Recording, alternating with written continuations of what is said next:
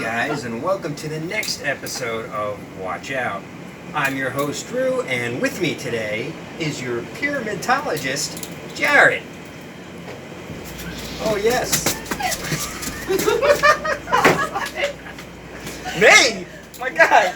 We've had bracketology. Hi! Oh, Give him his hi! that's lovely. Get thrown out of LBI. We've had bracketology, and now we're doing pyramidology in terms of Swiss watch brand levels. There are really 4 categories of Swiss watch brand levels. Okay? Please do tell. Well, as we know, we've had many of these brands before, and now we're just going to put them in the levels that they are. Starting with the bottom of the pyramid, which is your entry level. Now, this is strictly Swiss made. Correct. Strictly. Okay. Because there's Japanese, there's Chinese, Those there's are all German. out. Those are all out today. Okay. We're just talking about Swiss. Okay. Okay? So, off the top of your head, give me some brands where you know they're entry level, Swiss made. And we're talking around brands that are $1,000 or less. Okay. Retail or secondary market. Correct. 2 off the top of my head, Hamilton and Tissot. Very good. 2 off the top of my head. Hamilton. I'm trying to think of what Tissot. else. What else off the top of my head? Well, we can also go with, and this is someone I actually would throw Tag in there. No. Even though they're more expensive. Yeah, than definitely 1,000. not entry But level. most people would throw them in the next level. Tag would probably go, honestly, Probably with their next level. prices, I would say more up here. I don't even- Not in terms of quality, but in terms of price. Well, Um, right now we got Hamilton, but- we got I'm just Tissot, trying to think of what else. we Hold on, have let's see. Edox, we would put in there. Edox is going to go up a level. I wouldn't think so. They're less than $1,000. No, not retail. Most, if you look at the new prices, actually they are. But Edox, you would throw in there as well. What about Louis Aurard was another one that comes up a lot. Are they Swiss made? Yes, they're Swiss made and they're under 1,000. And what I want to stress here is this point is your entry level watch. You're going to basically get a combination of quartz movements and automatics. Let's see here.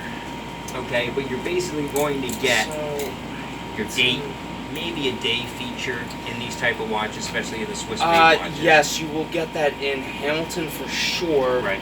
And I'm trying to think what other. And the water resistance is usually going to be 5 ATM or less. Okay, in the entry-level Swiss watches. So in the bottom of the pyramid, you're going to have brands like Hamilton, you're going to have Tissot, you're going to have Edox. You're also going to have, what else can you find? That's in what I'm that trying. bottom level? That's what I'm trying. Because you would think the bottom level is the biggest. There are a lot of brands out there. It's actually hard to pin them because Well- we're talking about square Swiss-made watches. Okay, so we're not talking about Japanese, we're not talking about Chinese, any type of those type of movements. So give me some more that would actually fit in that. Let's that see level. here. Let's see, Longines I can't classify in that level. No, it's the next level. And Tag Heuer is definitely not on that level either. Man, stretching it. Their entry level lines, yes, Rado. Entry level lines. I still put them in the next level because Do they're you? ceramic. And the reason why when we're going into the next level, you're talking about different. Oh, I got one. Yeah. Actually, they stretch a little bit. Mito, hands down. Mito? Hands What down. about Certina? Yes. Yeah, you put Mito. Certina on that level. Certina. Audemars Piguet, put it right there. No, I'm just kidding. Yeah. Don't do that. Let's see Okay, here. you got And Mito, you got Certina. the other one, but I don't know if they're exactly Swiss made, but they're Victorinox a little bit with their automatic watches and stuff. All I mean, right. you could. You're really at the bottom level. of this. Yeah. We're going to throw that down. Oh, the other one that you could say, because this is at the lowest lows of low levels, Yeah. Swatch. Yep. You Swatch. Absolutely put Swatch in there. Absolutely. The other one now, okay. Now we're starting. Oh, I don't know if you can put this in that level. Worse, can you put that in that level? They're a level above. Yeah. Because the So I divers figured watches. they're really- These, and you gotta understand, the lowest level is not gonna really have your traditional divers watches. It's It's not going to have your different types of. Now, if you actually want an entry-level diver's watch, the best thing to do is to go like Japanese, Yeah. or something like that. So we're just talking what your entry what I level. do. If you wanted to get in with entry level, what you would pick. Yeah. And these brands are pretty good. These I would say brands. the most affordable is between like Hamilton Tissot, the Mito a little bit, Certina for sure, Swatch hands down. You can find it stretching a little bit. Victorinox doesn't make that many. Now, are we talking automatic or quartz? Either one. Yeah, so definitely Victorinox up there and stuff. And there's more. But in terms of the quality, I would say. I'll say quality here. Mito and Hamilton, I would say, Yeah. are the best, Yeah, the the two top. best out of those. Yep. Out of that. Now, Mito, it's interesting. They're number 4th ranked, I believe, in COSC certification, so you get very accurate watches. Hamilton, same as Tissot, part of the Swatch group as well as Swatch, but Swatch doesn't make kind of the brand level of watches. But really, and even let's say even Certina, because they're part of the Swatch group too. So between Hamilton, Tissot, and Certina, you're getting the ETA movements. Right. Very reliable workhorse. Okay, so you do have a lot of, and Raymond Wow. Okay, you can throw in that level too because of their price point. Yeah, absolutely. Speaking of, There you go. Show him that one. Actually, well, you guys have probably seen it before, but this one does not fall within that category brand price range. Is known as an entry level brand because it does fall within the price. Yeah, actually, Raymond Wheel, and then also, how about what's the other one with Raymond Wheel? Hold on, now I gotta look. Yeah, it's gonna bother you. Yeah, because it's He's gonna find that last brand that we're thinking of. Yeah. And in the meantime, we're gonna go to the second level. Now again, this Raymond is Wheel. $500 to $1,000 price point. Okay, now we're gonna go into the Oh, you know what? $1,000 I just thought about another good brand to go up on the level and stuff like that. to $3,000. Oh, Maurice Lacroix, that's what it was. That's it. Yeah, that's it. Yep. All right. Drew, what's on your list tonight? We're gonna get there when I get to that. Of course. Okay. Okay, so you got a good. Now, I will say this about Maurice Lacroix. My favorite part of this entire level is this brand, and I'll tell you guys why. Even though it's also a little. These Maurice Lacroix and Raymond Wheel are kind of like hand in handish a little bit. What these two brands do is they make not only quartz watches, not really a fan, but again, you want to be broad reaching. They make not only quartz watches, but also automatic, and they make some higher level stuff and really lower level stuff. So it's a great point of entry. You get in here, then you want to trade up, get the next level up. Two great brands to do it with. Absolutely. Hands down. Next level that you're looking at is now 1,000 to 3,000. Here, more things come into play in tier 2. Is Oris coming into play here? Oars is coming right into play in here. Yes. One of Dave, our cameraman, his favorite brand is Oris. Yeah, actually, all three of us have Orises. Well, yes, and we've all had Rado, he's correct. That Rado, falls yeah. now into there. Okay. Other ones that would actually fall into here, in the second brand, this is where I would put Tag easily. Because in that price point, yes, you can easily get these, especially the quartz watches. Tag Heuer would definitely fall in there. I'm not a big fan of them, but Yeah, you could do that. they would Ebel? work. Ebel would work. I'll put that up there. I'm trying to think of what other, like maybe we're gonna have to put it in Concord next. would definitely be in there as well. Yeah. Now, actually no, because they're not Swiss made. Let's see. So you got a lot of different brands, and these are now spanning into different materials that they're made out of. Rado is known for their tungsten Okay. and their ceramic. There's another big one we have to put in this out for sure. That's Longines. Longines, Have to absolutely. put that there. Longines is in that second level. You know the other one you could put there? Possibly Frederic Constant. Good one. That's the one I'm thinking. Because like the rest of the ones here are really gonna be next level up. Okay, Frederic For sure. Constant definitely falls within Yeah, there. definitely. So does the other one but you got to be careful with Frederic Constant because now they're owned by Citizen. Still Swiss made watch. There's still a Swiss-made watch, and so is it the other one that they bought out, which is Alpina. Alpina. Whatever it is, yeah, Alpina. Yep, Yeah, Alpina. you put that there. they're making great advances Are they in still their. being? Yeah, they're still technically Swiss Yeah, made brand. they're still technically Yeah. a Swiss-made brand. So Still Alpina technically would fall in that category Yeah. as well. Uh-huh. Okay, so you got a lot of different Oh, brands. the next level is gonna be interesting. Oh yeah, and you definitely, you're falling into a lot of different categories. With these watches, they're anywhere between $1,000 and $3,000. Okay, and you're going to deal with now divers watches, especially from Oris. Okay, These are good entry-level divers. Right? Great. You can almost never Divers get them. watch. Honestly, they retail. The one that I have, Oris the Aquas line, which is one of their staples, the Clean Ocean. I ended up getting it brand new at $1,600. It retails $2,300, and I have full warranty and everything on it. Let's throw in Which is Quorum. unbelievable. Let's not forget about Quorum. Yeah, I maybe would have put them on the next level, but Their entry point is still within Yeah, that level where you can put them in. You can get anything you can do that. around that $3,000 You level. can do that. Okay, so you could put Quorum into that second level as well Yep. because of their entry point, though they make high quality Yeah, Swiss they watches. Really make nice. a little bit of everything also, kind of like the Raymond Wheel, Maurice Lacroix, a little bit at that level, which Right. is kind of good. Tag Heuer has come a long way. I can't bash it that much. Ebel and Concord both very hard to find. They're part of Swatch, but they're like the Mariner line, and then the what's the other one that they have? What, Concord? Yeah, it's Oh, they're Saratoga. Saratoga. No, they're bit huge in the 80s. Big. Again, they've gotten a little bit larger for modern sizes, but back in the day, they were amongst the most popular watches Among in the the world. elite and celebrities, Yeah, too. They absolutely. were the brand before they got And bought out. Longines make, Frederic Constant Longines also both make, what's kind of cool about them, and Tag Heuer as well, they make a lot of complications. Yeah, on my picks here, Concord, Oars, Rado. I've always loved them, and Quorum. Great Rado, very brands. comfortable on the wrist, Absolutely. very, very comfortable, pretty accurate too. So you're looking at a mix of brands in here that give you that 1 to 3,000. Now, we now go up So- to the 3. Here's something for, now, alright, let me throw out this brand, let's see where to put this. I'm gonna go with 3 to 6,000. Bal Mercier, where would you put that in? Which category? Between 1 and 3,000, 3 and 6? I'm gonna give them credit Because here they're and overpriced. Go, yeah, They're they are really overpriced. overpriced. I'm gonna bring it into Yeah. downwards. Yeah. I just wanted to bring that brand in because, okay, they're not good watches, but let me tell you something. You buy them and then you want to sell them or trade them, you take a massive hit. Yeah. Massive, like over 50%. Yep. It's terrible. And here's where you're gonna come in with the one I have on with Ulysse Nardine. Mhm. Okay, even though Oh. Ulysse Nardine, a lot of them run over this. You can put the Ulysse Nardin You gotta throw 'em in on there. there. Now the other one, this is a huge one. Gonna throw Omega in there. Oh my God, Omega's gotta they're be the here. biggest at that price point for sure. Again, they're part of Swatch Group. They have by far,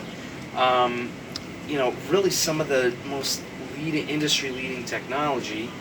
I personally happen to like them. The other one I'm going to throw in there is Breitling. Breitling. Yep. Breitling's you- definitely in this category. You have to throw Breitling in there. The other one, there's another brand that's been coming up. Panerai. Really been coming up. in this. Really been coming up.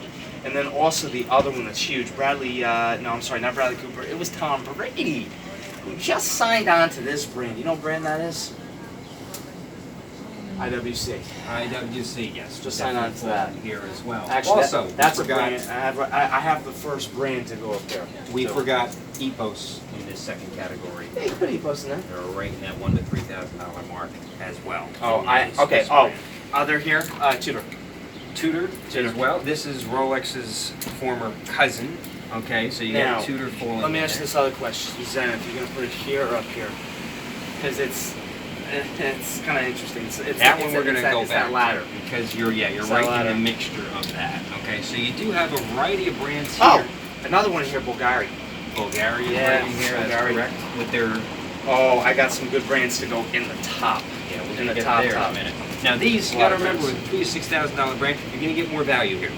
Okay, these you're going to lose probably 60% of value. You're going to lose probably 50% I of would value. say, now, depending on what, okay, if you get it, let's talk about just retail.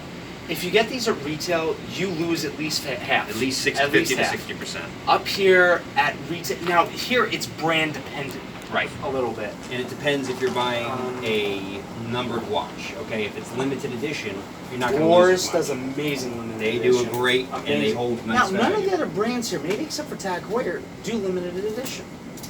Uh, Maybe Longines? Or Maybe? Quorum does. They Quorum do does a that? ton of limited edition. Interesting. And Frederic Constant actually does a couple of limited editions. as well. So you have a lot of brands here that do limited edition. You're going to lose, like you said, 50 to 60% here, 40 to 50% here. Okay, so I would say even less. 50 to 60 here. I would say even less. Well, let's say 35 to 50 here. Yeah, which is Okay. kind of not bad. And notice how we're losing less and less value. Now you come into these type of brands outside of Bama Marseille. Okay, you're probably going to lose Well, okay, Panerai, you're going 20 to 35%. break almost, depending on what Panerai you have. It really depends. You may break ish closer to even. They've been their margins have been thinner. Omega, you're definitely breaking even there, just about. Bulgari doing pretty damn well. Balmarcia, you're tanking. You're on the top side of 35 to 40. IWC, you lose around that 35% mark too. Yeah. Tudor, No. Tudor actually holds. Decent. Tudor actually holds. Omega Not as good as holds Omega. pretty decently. And Uli Sardin holds. And Uli Sardin actually holds because they are limited edition. A lot of theirs, Yep. especially like mine right now, which has it plastered on the side what number they are. Okay, so Is that a limited edition? yes. Oh, it is. This How is many of one. that piece did they produce? I think they produced 3,000? 3,000. 3,000. So, now we go to the top level, which is the creme de la creme, okay, which you're actually going to I would say this is make and, plus 20% based on some of these watches, depending on when you buy them, yeah. to minus 15%, okay, based on where you buy them, if you buy them used, if you buy them new. Yeah. It all depends. Now, I would personally say, and this is, everyone always asks, where do you place, 500, 1,000, 2,500, 5,000? That's the hardest thing to do in the watch industry, because it's so. The word I want to use is diluted, and the price is like the. Well, here you go. You're going anywhere from 6,000 6,000 to 100,000. Okay, here's where you can fly off the roof. Okay, this is your top echelon. So the brands that are going to be in here are going to be so varied. Let's go with what I mentioned last episode, which was our friend from Pennsylvania. Come on, RGM. Yes, RGM would be in there because, again, of the price point. You're now paying for customized watches. RGM is around the 40 to 50. 20? No, 20? $40 to $50,000 price range for 40 to him. 50? Okay, so any brand like this, an RGM brand with a custom-made watchmaker, would go in the highest brand because there's so few made. He actually makes up 3 to 7 of each model. There's only one problem with RGM, just with this, and they're a good brand. It's not Swiss made. It's American made. It's true. So, but American, brands but, like RGM, you would have to put in there. Listen, there's one you have to put right over here. But he does use Swiss-made parts. There's one you have to put over here. What do you think? That you know what? Just put a crown. Just put a Here's crown. your Rolex. Yeah. You have to And put this a is crown. why, because of the plus 20%. Not new. You will tank new. No, you will make it up in 15 to 20 years. Yeah, but that's a Long time. It's a long You time. buy used, you're gonna wipe clean house. Okay, so Rolex is definitely still the king. Cartier, Cartier is Patek, AP, Pizzulo. This is where you get into a huge wide range. Put Hublot there. I would actually put Hublot in here. JLC.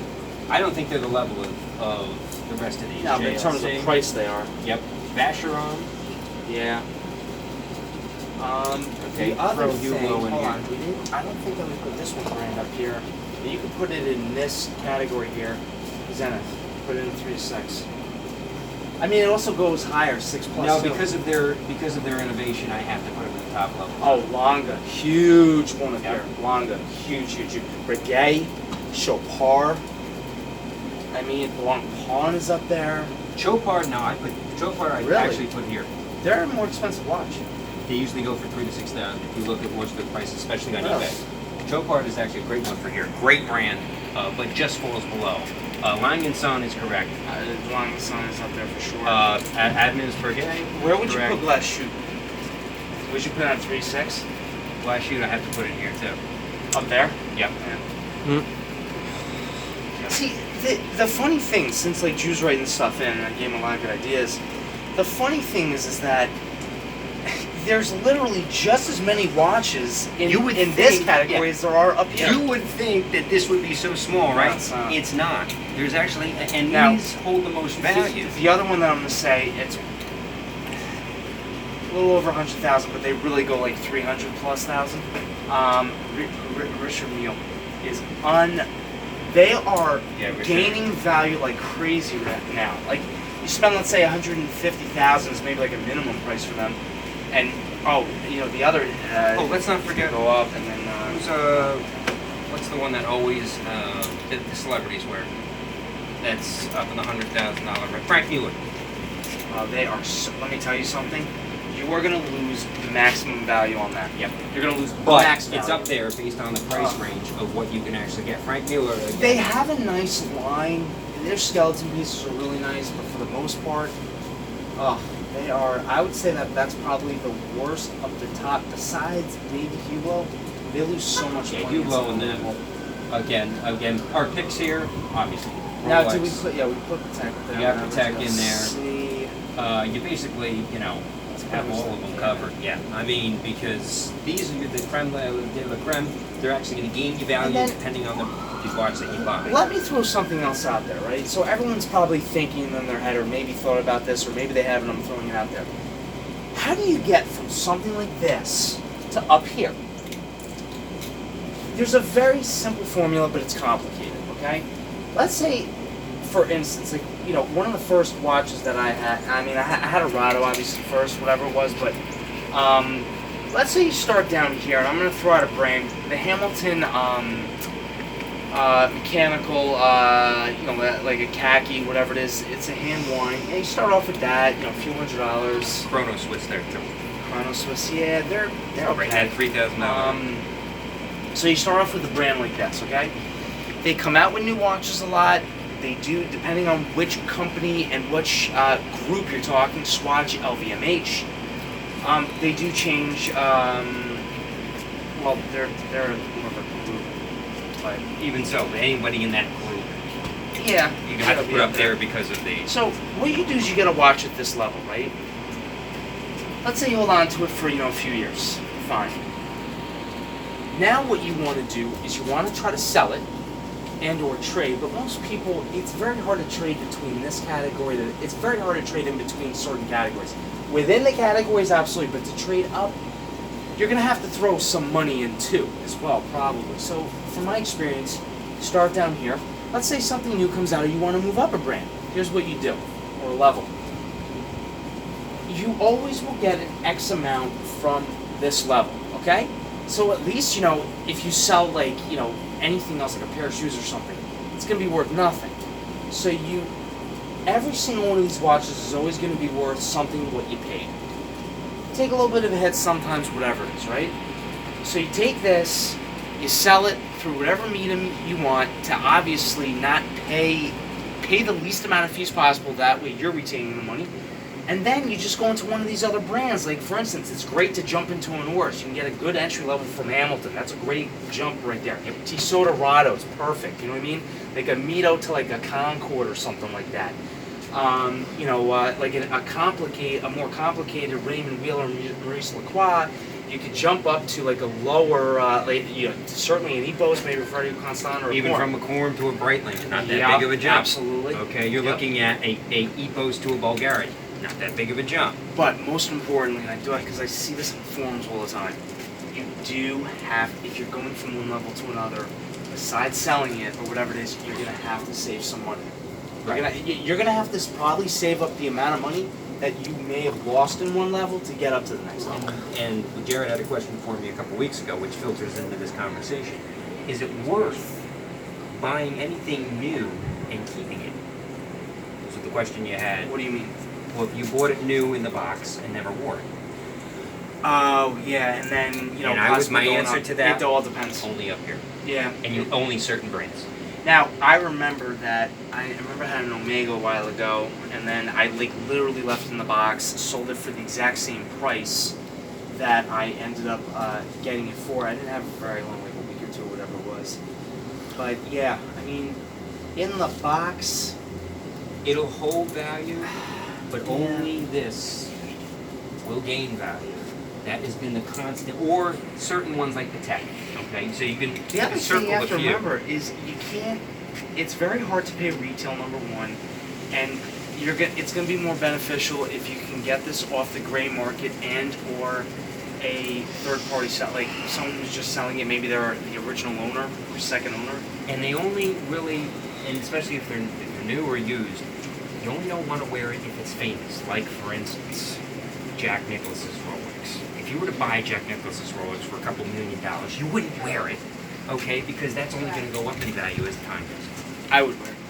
Yeah, I bet you. I would. I'd wear Paul Newman's Paul Newman, and that went for 17.5. I'm not gonna get something just to like keep it in a safe. Yeah. So anyway, this is the pyramid of Swiss watches, and at least it gives you an idea of what levels that they're on based on their price point, based on their value, and based on their features. Obviously, you're going to have the most complicated features like the tourbillons up here. You're going to have a lot of triple dates and these type of features in the third class. You have a lot right of here. like, and then also divers between these two levels. These two levels will bring you divers. Oh, just shut But the best value for entry level obviously is down here because they're the least expensive, but they still give you the name of Swiss made and actually. But they're also really good watches. You can find anything you want at that level. Right. Now let me ask you this question. Based off of your experience, what's your favorite level? That's a good question. Yeah, I just thought about it. What do I have the most fun with? Believe it or not, and that's a great question. Well, your favorite. Well, the favorite has to be based on what do you have the most fun with and what you can afford. Okay, because you can have favorite watches, you'll never see them in your lifetime. Okay, but the ones that I can say I've owned and I've had the most fun with and wearing is this level, level 3. Because that's where most of my collection lies, between Breitling, Omega, you got Elise Nardine, you got Bulgari, you got a lot of different, I do have a lot of them in level 2 as well, and a couple in level 1, but most of them are going to lie in level 3, because you can find these at the best prices in terms of used. You can get a nice Omega used, you can get a nice Breitling used, and you can have it for 20 years. You got to be very careful with the price you pay, because a lot of times, as much as auctions suck, and you want to be against other bidders, it presents the most value because when they're on buy it nows, usually those prices are stupid. Like, I'm not trying to mean, but sometimes only an idiot would, because they're like, oh well, I paid $2,500, so it's worth $2,000. Not necessarily. You know what I mean? It depends. It's always worth what somebody's willing to pay. Right. That's it. So, guys, again, thank you for joining us tonight. We've had a lot of fun with this pyramid. It actually is quite interesting when you look at it, based on a lot of different factors, what fits into it, and this is more crowded than down here is. And that is actually quite surprising once we did this, to find out what actually falls into those The other categories. thing, too, is, listen, it doesn't hurt to go into, you do this one of two ways. Go into, your local AD, a Tourneau, something.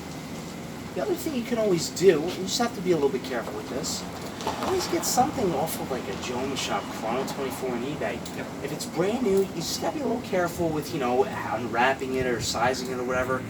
But listen, you can get it. There are return policies on most of these things. So especially pre-owned, you can get a Rolex, wear it pre-owned for 30 days if you want to, Yeah. and then return. Then return it. You could just keep going through Rolexes Yeah. It really is quite wild what you can do if you want. if you really want the experience of some of these watches. But guys, continue to like, continue to subscribe to the channel. Also look for Jared's channel as well, as he has a lot of watch reviews that he currently does on the watches that he buys, in-depth reviews. You guys as well. can see the Oris Aquas Clean Ocean Limited Edition.